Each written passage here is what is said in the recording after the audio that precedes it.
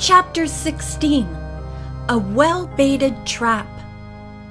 Worried over the news about Lola, Nancy went without delay to see Mrs. White. She learned that the girl had departed very suddenly. Mrs. White was convinced her daughter had been kidnapped or had met with foul play. "Have no fear on that score," Nancy said reassuringly. She told Mrs. White of her idea that a group of clever thieves might be mesmerizing or threatening their victims in order to get their money. "They're too interested in Lola's earnings to let anything happen to her," she finished. After telling Mrs. White she was sure her daughter would realize her mistake and return home, Nancy left. She decided to walk in the park and thrash matters out in her own mind. Presently she seated herself on a bench and absently watched two swans in a nearby pond. She scarcely noticed when a thin woman in black sat down beside her. But when the stranger took out a handkerchief and wiped away tears, Nancy suddenly became attentive. "Are you troubled?" she inquired kindly. "Yes," the woman answered. Eager to confide in someone, she began to pour out her story. "It's my daughter," the stranger sighed. "She's causing me so much worry. Nellie works and makes good money, but lately all she does is complain she hasn't a penny. She must be frittering it away on worthless amusements." Nancy listened attentively, made a few queries, and then suggested to the woman that she ask her daughter if she had made a practice of leaving money in a certain black walnut tree. "In a walnut tree!" exclaimed the woman. "Also, find out if she sends money through the mail, and if so, to whom," Nancy instructed. "Ask her if she ever visits a medium or is helping support orphans at a place called Three Branch Home. Find out if you can whether or not spirits mysteriously appear to her at night." "My goodness!" the woman cried in amazement. "You must be a policewoman." Nancy scribbled her father's unlisted telephone number on a scrap of paper and gave it to the stranger. "If you need help or any information, call me here at once," she added. The woman pocketed the telephone number and quickly rose from the bench. "Thank you, miss. Thank you kindly," she murmured. Only after the stranger had disappeared did it occur to Nancy that she might have been unwise in offering advice so freely. Definitely annoyed at herself, Nancy returned home, where she found a telegram from her father. It said that private detectives working for him in Chicago had traced some of Mrs. Putney's stolen jewelry to a pawn shop there, but the ring belonging to her husband and her pearl necklace were still missing. Her father's mention of the Putney jewels caused Nancy to wonder anxiously what had become of the widow and of Lola White. Could there be any connection in their simultaneous disappearance? A panicky thought struck the young detective. Perhaps they were being held prisoners at some hideout of the racketeers. Almost at once, Nancy put this idea out of her mind. These people were too clever to resort to kidnapping.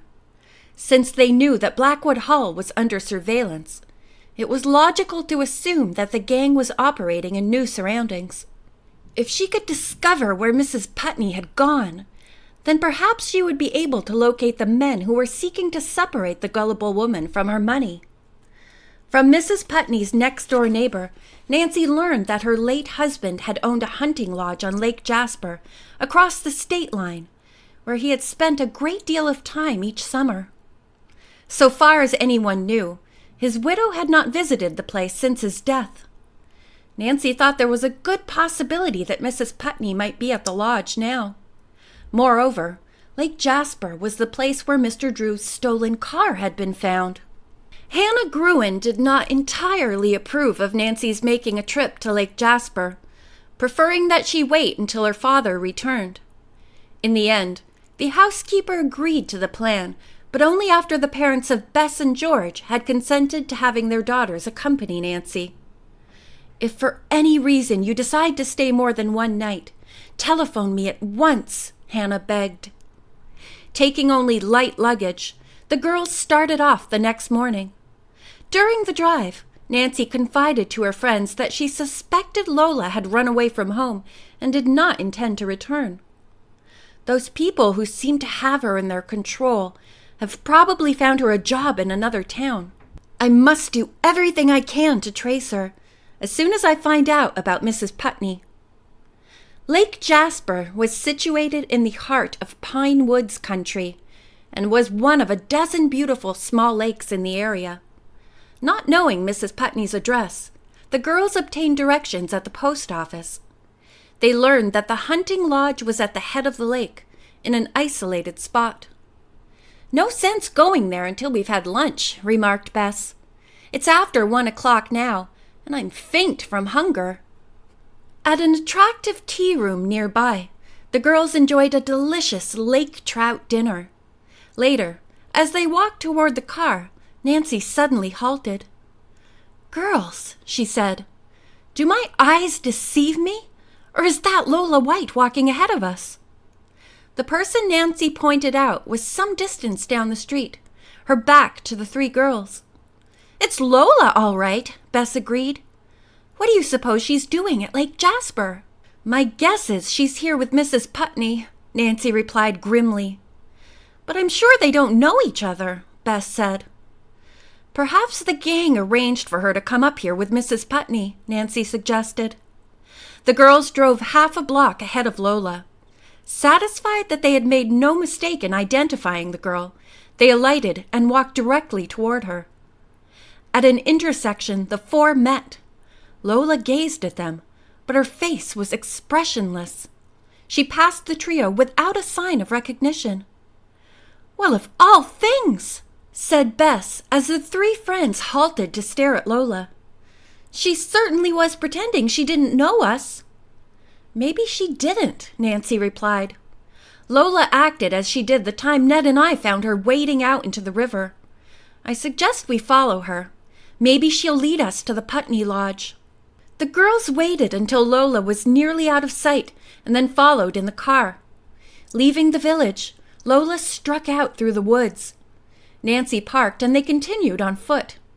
A mile from town, near the waterfront, they saw a cabin constructed of peeled logs.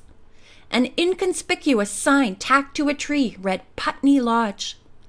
"Your hunch was right, Nancy," Bess whispered as they saw Lola enter by a rear door. Nancy hesitated. "Seeing Lola here complicates things," she said. "I'm afraid there's more to this than appears on the surface." Just then, Mrs. Putney came out on the porch. The girls remained in hiding. After she went indoors, Nancy said, "Lola may be completely under the spell of those who have been getting money from Mrs. Putney. They may be using her services here."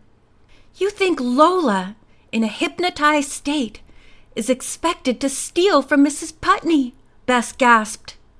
"Either that, or she may have been instructed to assist a member of the gang.